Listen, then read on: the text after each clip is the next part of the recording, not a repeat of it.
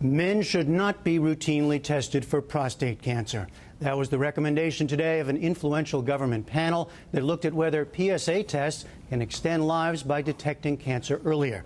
The tests measure levels of a protein made in the prostate, but the U.S. Preventive Services Task Force said they do more harm than good, including unnecessary biopsies, surgeries, radiation, and impotence. The panel concluded that, quote, the common perception that early detection prolongs lives is not supported by the scientific evidence. Last year, more than 217,000 American men were diagnosed with prostate cancer. 32,000 died from it. And the recommendations are being met with both support and anger. We look at all of this now with Rob Stein, who covers health and science for The Washington Post. Rob, welcome. So they're saying they can find no real benefit from these tests? That's right. Overall, when they've taken a hard look at the scientific evidence, what the panel is saying is they concluded that there's no overall benefit compared to the risks that men face if they're told to undergo routine PSA testing. These are if they're healthy men are told, go in and just get a PSA test on a regular basis to see if you have prostate cancer. And just to back up, I mean, that is the current standard practice now? That's right. The way it works right now is once a guy hits about 50, his doctor usually starts recommending that he get a blood test, which is a PSA test, to look for any signs that he might have prostate cancer. And then he pretty much gets it on a routine basis every time he goes in for a routine physical or a routine checkup. All right, so fill in this picture about the risks that outweigh any possible benefits. What are we talking about? Yeah, what they're talking about is when somebody comes back with a positive PSA test, something that indicates that he might have prostate cancer, it starts sort of a cascade of medical treatment that can lead to some pretty serious complications. I mean, at first you start off with a biopsy to see if the guy actually has prostate cancer, and that's usually, you know, not that big a deal to go through and pretty safe, but in some cases there can be complications, and it can take some time to recover from even that. And then if it turns out that if he has prostate cancer, then he has to undergo surgery or radiation, and that can have some very serious complications, the biggest ones being impotence and incontinence. Now, it's important to say that this panel, these recommendations are for men who do not have any symptoms, correct? Right, and that's very important. This is for men who basically are healthy. There's no sign that they might have prostate cancer. There's no reason to think that they might have, you know, a tumor that nobody's picked up yet. If they're for men who do have signs, there are indications they might have prostate cancer, they should be going in and getting tested. But this is for the general sort of routine, don't even think about it recommendation that you just go out and get a PSA test on a regular basis without maybe even knowing you had the test done.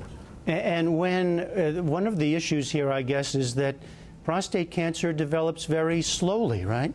Yeah, no, that's a very important point, is that prostate cancer it's a very common cancer, but in a lot of men, they don't even know they have it, and if they never were tested for it, they might never find out that they had it. It grows so slowly that they'd end up dying of something else. And so that's the big problem with prostate cancer, is right now we can't identify which men need treatment and which men don't. So if you go in, you get a test, you find out you have prostate cancer, pretty much most people are going to get treated, and that could lead to all sorts of complications that could even cause deaths that could outweigh the benefits of the routine PSA testing. Now, everything here, all this, the PSA testing has been debated for a long time. It's been quite controversial. And now these new recommendations are extremely controversial, I gather. Tell us about the reaction.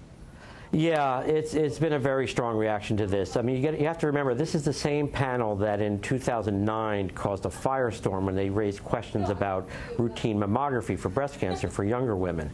And we're starting to see some of the same reactions to this. You know, there's a large cadre of doctors and patient advocacy groups who think that PSA testing is extremely important and is saving lots of lives, and anything that raises any questions about it is going to cost a lot of lives. So people are very upset about this. Well, so how influential is a panel like this? Where do you look at for impacts here for among doctors or among insurance groups and so on? This is a very influential panel, and that's why the reaction is so strong. You know, this panel can't make anything happen, but doctors, you know, look to this panel to, you know, decide what advice to give their patients. Insurance companies look at what the panel recommends and decide what they should pay for. And in fact, under the federal healthcare reform legislation that passed, this panel has actually become more influential because some of the basic benefits that the federal government will require under the health reform legislation will be influenced by this panel's recommendations. So briefly, Rob, what happens next? Is this a period of confusion for the medical community and men in general, or what are you looking at? Yeah, it's important to note that at this point, this is a proposal. So the panel is proposing changing its recommendations. They're proposing downgrading the recommendation for PSA testing to recommend not getting routine testing. It'll be open now for a period of time for public comment. This is one of the changes that the panel implemented after the uproar over the mammography recommendations. So the public has a chance to, say what they think about it, and the panel will take a look at those comments and decide what to do for their final recommendations. All right, Rob Stein of the Washington Post. Thanks so much. No, thanks for nice being here.